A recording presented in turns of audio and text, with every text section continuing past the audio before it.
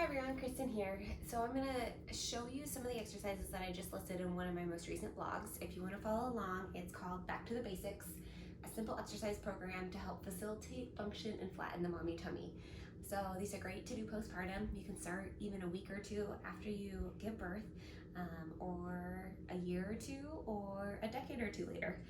Regardless, they're safe, they're effective, and if you do them right, you'll get the results you want. So I literally just printed off the little program from the Journal of Women's Health Physical Therapy that I included in the blog. So I'll go through them right now. Stay tuned.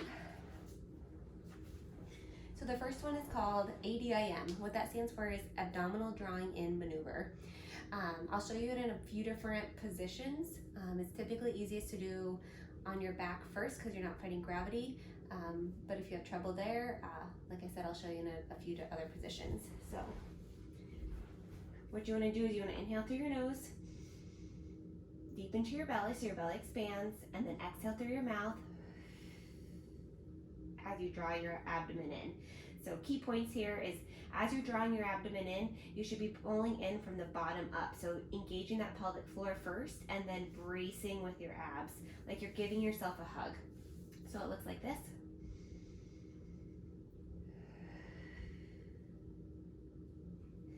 So if I do that in kneeling, so for a different view, so here, same maneuver, ADIM, but in kneeling.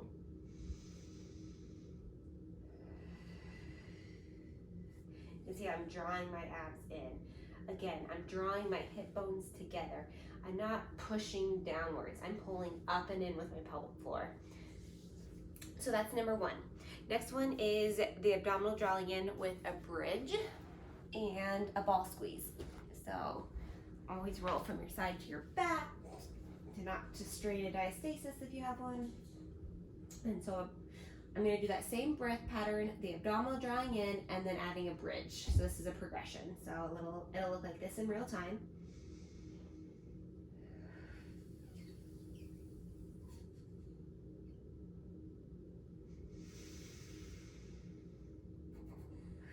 Exhaling, engaging my pelvic floor like I'm trying to pick up a blueberry or pull a Kleenex out of a box.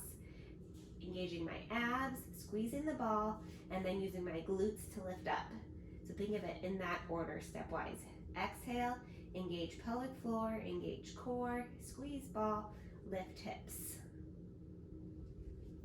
Okay. Next, I believe, is a bridge again with a unilateral heel raise. So one heel up, same.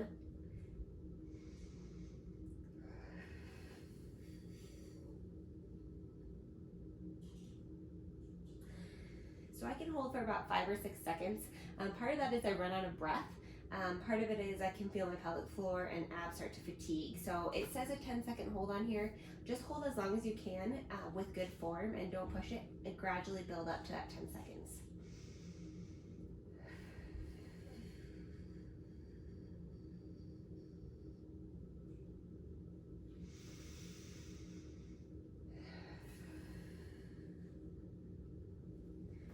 Okay, on to the next one. Number 4 is the same maneuver, ADIM, but then with hip flexion march. So here,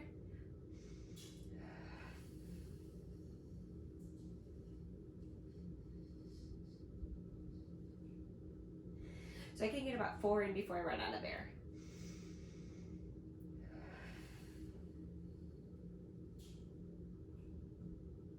If you move your legs a little bit slower, maybe you only get in 2. Just do what feels right. All right, so the next week, so we're getting into week 5 right now. So this is kind of that 5th level of progression. And depending on how active you were prior to pregnancy or prior to your symptoms, you may be able to progress these a little faster than just by the week. This is called the 4-point opposite arm and leg reach. And so let me show you that ADIM first.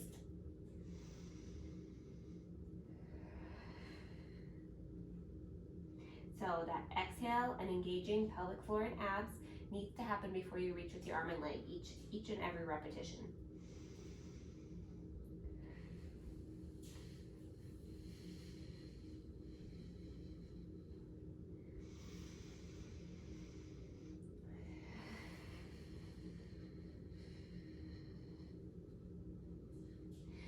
will say that as you start moving your legs more, it is hard to maintain that pelvic floor contraction. So really focus hard on that piece of it when you add that dimension of the leg reach. The next one, beginning in week 6, is a side plank on your knees. So side plank here, elbow directly under shoulder. Start with knee bent, lift up, trying to draw a straight line all the way through, so neck and line here. And you're doing your pelvic floor contractions or abdominal drawing in this position.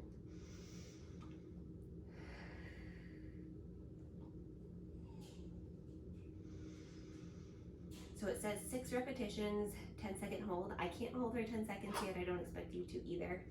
If you need to take a break in between each repetition, I highly encourage you to do that just to maintain good form. The progression of this side plank here would be extending both legs out. Progression from here would be lifting a leg. You could do like a dynamic movement, but these are all progressions of a side plank that I would wait for doing until after you've mastered this whole program. After the side plank, we get to get on our feet, so a little bit more functional, and we have a double leg squat. So with the squatting, you're gonna inhale as you lower, exhale as you stand. So it'll look like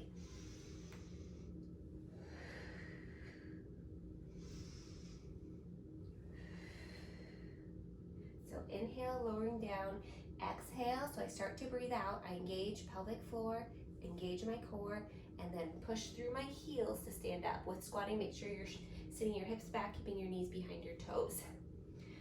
And then the last one is a unilateral squat. This is a little bit trickier. I recommend holding on to a surface to start. So one leg squat, inhale down, exhale up. So from the side, definitely use something to hold on to until you can progress to going away from it. With the unilateral squat, your knee may want to collapse in, really try and keep hip in line with knee, in line with toe, still reaching your hip back to lower down, driving through your heel to stand back up. So 10 easy progressions that you can do weekly.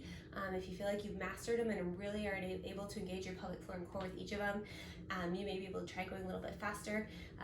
You can always add in hand weights or exercise bands too. I'd recommend talking to a physical therapist though to make sure you're not progressing too soon or too fast to get the most out of this activity program.